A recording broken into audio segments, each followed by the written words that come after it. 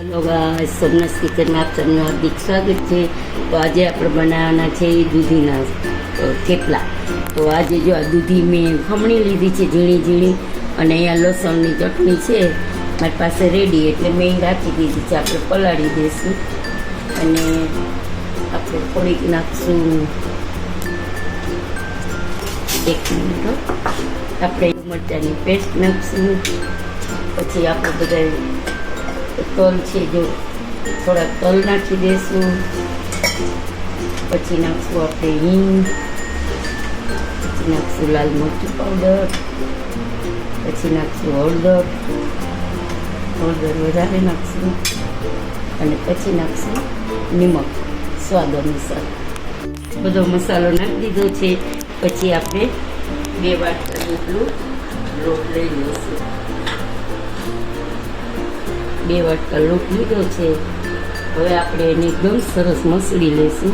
અને પાણી તો છે ને આપણે જેમ જોશે ને એમ જ નાખશું, કારણ કે આમાં દૂધીમાં પાણી વધારે હોય, એટલે પાણી આપણે જોશે એમ નાખશું. પછી આપણે મોણ નાખવાનું છે.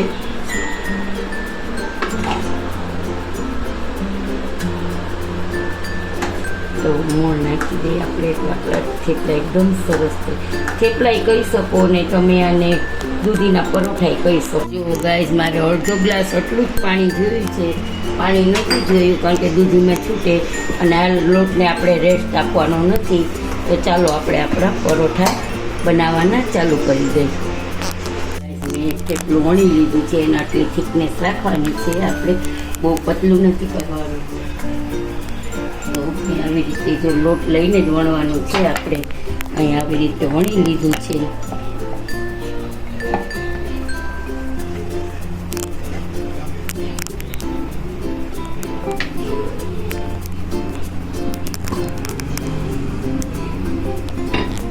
હવે આપણે એક બાજુ થઈ ગયું છે, તો આપણે પલટાવી દઈશું.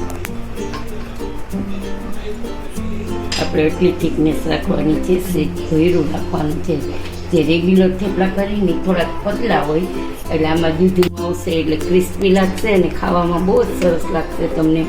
આપણું ગુજરાતી એકદમ પ્યોર ગુજરાતી છે. દૂધીના થેપલા, મેથીના થેપલા, પછી લૂણીના થેપલા, બધા કેટલી જાતના થેપલા થાય છે. આપણે લૂણીના થેપલાનો એકવાર વિડીયો બનાવશું. લૂણી છે ને એ તો અત્યારના જનરેશનને ખબર નહીં હોય કે લૂણી એટલે શું. લૂણી એક ભાજી આવે છે, પતલી પતલી આવે. હું આનો વિડીયો બનાવીશ ત્યારે તમને બતાવીશ. તો આવી રીતે આપણે થેપલા બનાવી લેવાના છે બધાય, અને એકદમ ક્રિસ્પી ને બહુ જ મસ્ત લાગશે ખાવામાં.